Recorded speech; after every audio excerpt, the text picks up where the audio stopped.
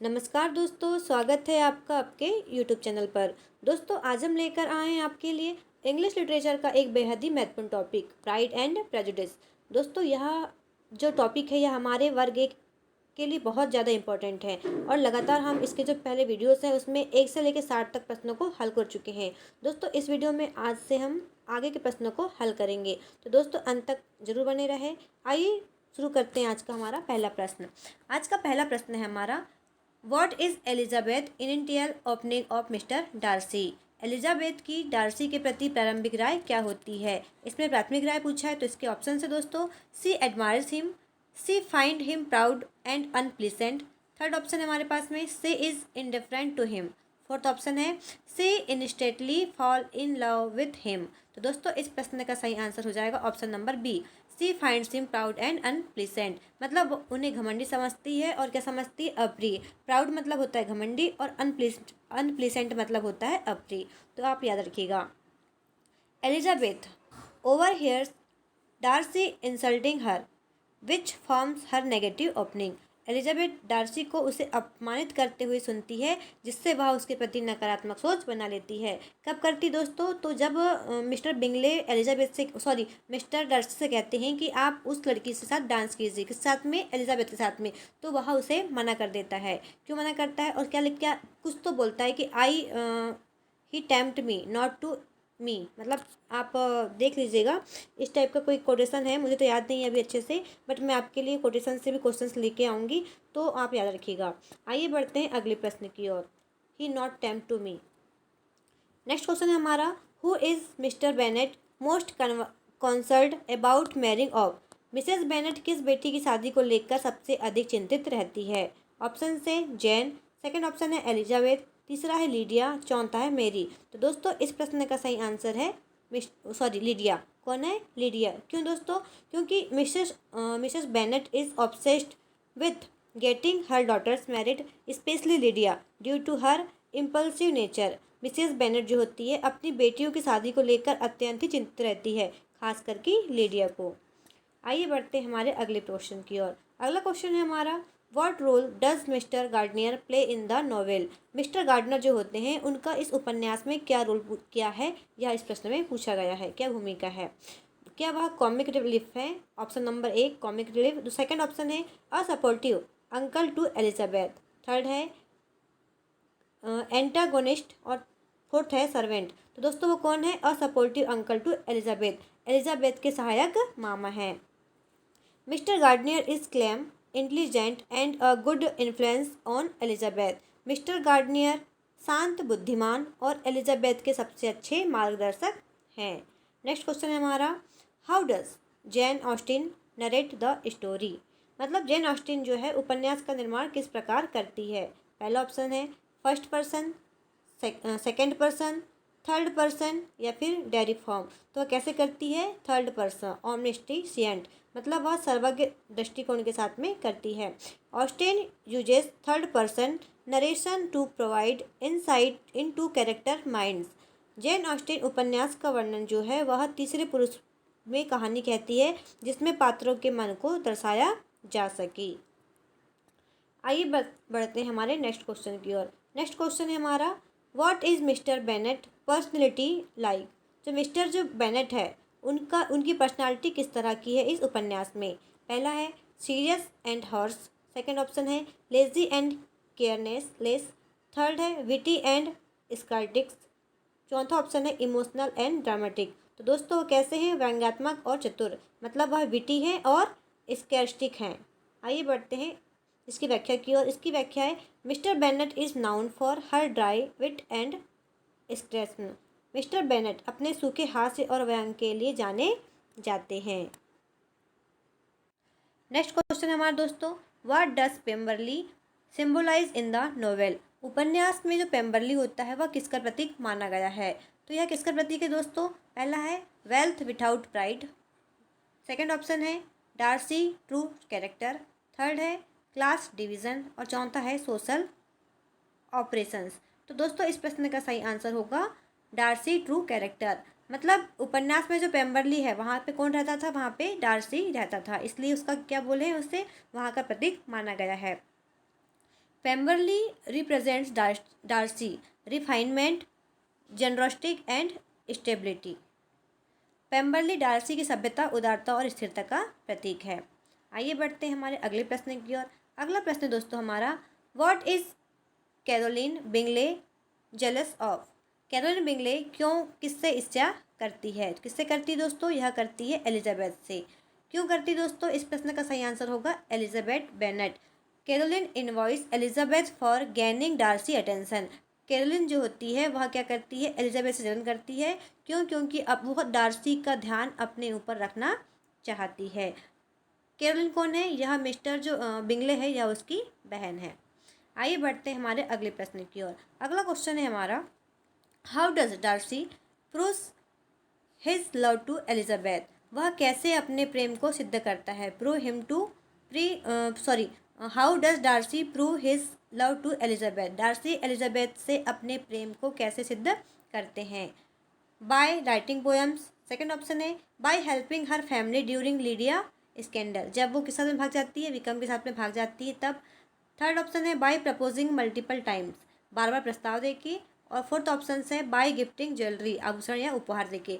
दोस्तों इस प्रश्न का सही आंसर हो जाएगा option number B, by helping her family during Lydia scandal. मतलब वह उसकी फैमिली की हेल्प करते हैं, इसलिए क्या होता है, वह उनके प्रति अपने प्यार को समझने लगती है। Darcy quietly resolve Lydia issues, showing maturity and deep love. Darcy चुपचाप लीडिया की समस्या सुलझाकर अपना परिपक्व और सच्चा प्रेम दिखाते हैं। नेक्स्ट क्वेश्चन दोस्तों हमारा, what is the main theme of the novel. इस उपन्यास का मुख्य विषय क्या है? पहला ऑप्शन है रिवेंज, सेकेंड है love and social class, third है वार एंड पीस, फोर्थ है एम्बिशंस। तो दोस्तों इस प्रश्न का सही आंसर होगा लव एंड सोशल क्लास। इस प्रश्न का करेक्ट आंसर होगा। The novel explores how pride and prejudice and class influence relationships. यह उपन्यास दिखाता है कि कैसे घमंड, पूर्व धारणा और सामाजिक वर्ग संबंधों को प्रभावित करते हैं। आइए बढ़ते हैं हमारे नेक्स्ट क्वेश्चन की ओर। नेक्स्ट क्वेश्चन है हमारा, what quality in Elizabeth does Darcy admire the most. Darcy Elizabeth के किस गुण को सबसे अधिक की प्रशंसा करते हैं?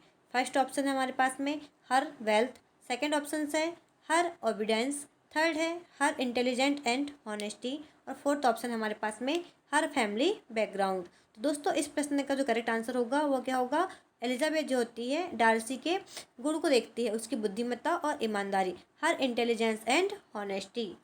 यह बिल्कुल करेक्ट आंसर हो जाएगा। Darcy admires Elizabeth with strong opinion and honesty.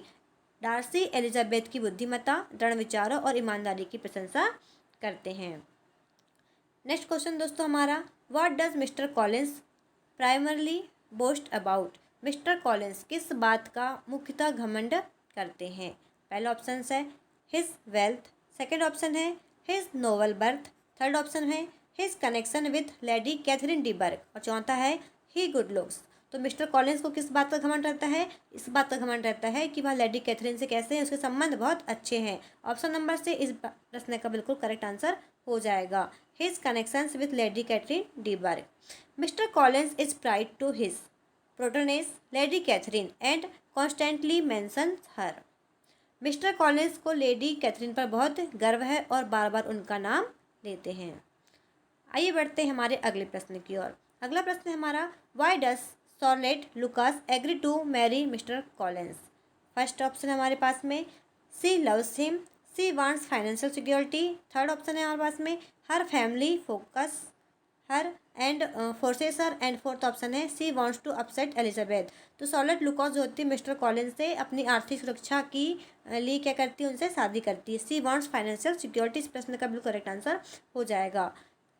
Charlotte is practical and accept Collins for stability not love. Charlotte व्यवहारिक है और शादी को स्थिरता के रूप में देखती है और प्रेम के रूप में नहीं देखती है। वह अपनी फाइनेंशियल सिक्योरिटी को मजबूत करने के लिए मिस्टर कॉलिंस से शादी करती है।